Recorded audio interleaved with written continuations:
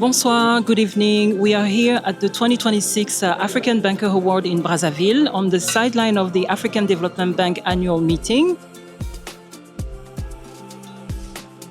What do the African Bankers Award represent for the African financial sector?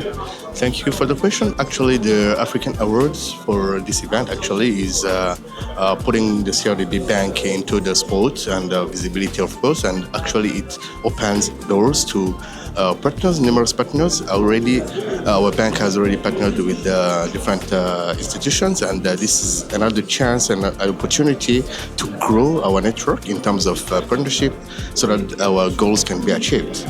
Perfect. And we're doing the award. We're here for the awards. What is the impact of this award on the sector?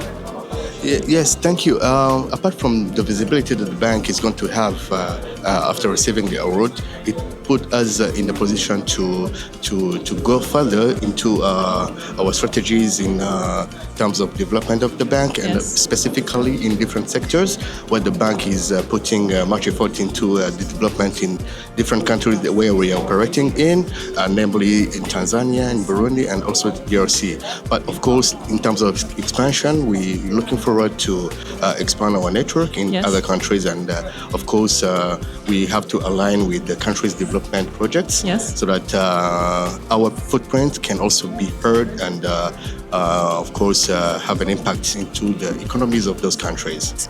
Why is it so important to have such events? So when we launched this, it was 19 years ago, so the first edition was actually in DC during the World Bank meetings. It was to celebrate excellence and recognize success stories on the continent. The narrative was told by others, and we wanted to showcase a different Africa. We were also witnessing the transformation of the banking and financial services sector, especially in Nigeria, bank consolidation. We also saw the launch of the Africa Finance Corporation, and this is really what triggered and drove us to launch the awards. Nous sommes ici justement pour les assemblées annuelles de la BAD, de la Banque africaine de développement. Et tout au long de ces assemblées annuelles, on a énormément parlé de la mobilisation des fonds. Quel est votre avis sur cette question? Alors, c'est une question qui revient de plus en plus et qui est fondamentale pour le développement de nos pays, pas seulement pour le continent africain, pour, on va dire, tout le Global South, qui est qu'aujourd'hui, même quand vous cumulez, disons, toutes les ressources dont disposent les banques de développement ou les banques commerciales sur le continent, on n'a pas suffisamment, entre guillemets, d'argent pour pouvoir adresser les problèmes fondamentaux auxquels le continent fait face, que ce soit des financements ou développement des infrastructures, que ce soit au niveau du financement de l'énergie, pour des questions de connectivité dans le transport. Donc c'est des sujets qui requièrent énormément de capitaux. Et pour pouvoir le faire, il faut que nos États comprennent qu'il y a intérêt à s'ouvrir un peu plus pour mobiliser de l'argent et du financement auprès du secteur privé.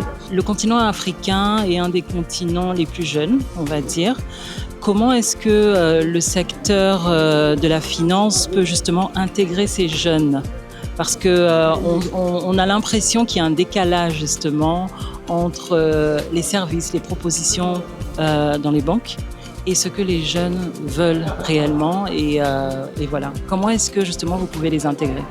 Vous savez, j'ai assisté à l'inauguration. Donc là, en fait, le premier jour de l'Assemblée annuelle de la BAD, il y avait le président du Gabon, son Excellence Oligui Nguema, qui a dit « La jeunesse, l'Afrique est plein de talents jeunes et il faut leur donner des opportunités. » Et pour le futur, aujourd'hui, les jeunes, je ne sais pas vous où vous êtes, mais les jeunes aujourd'hui sont connectés.